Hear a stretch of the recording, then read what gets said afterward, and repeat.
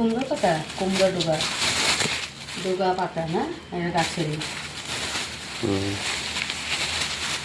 কি কি বের করছো? এখানে দেখো তো বরবটি আছে। আচ্ছা, চাল কুমড়ো।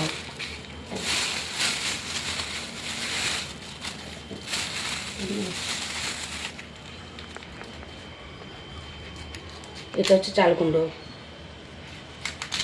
এগুলো এরকম এক পিস করে বিক্রি হচ্ছে, যেহেতু আজকে মানে আশ্বিনে রেঁধে কার্তিকে খায়। এটা হচ্ছে গাঢ় সংক্রান্তি।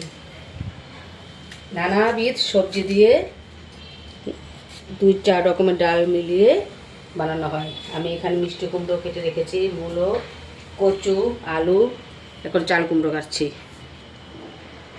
এই হচ্ছে চাল কুমড়ো।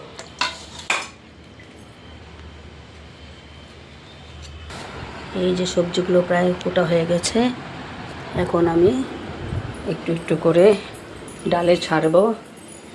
কিছু সবজি ছাড়া হয়ে গেছে, ডালে ছেড়ে দিচ্ছি।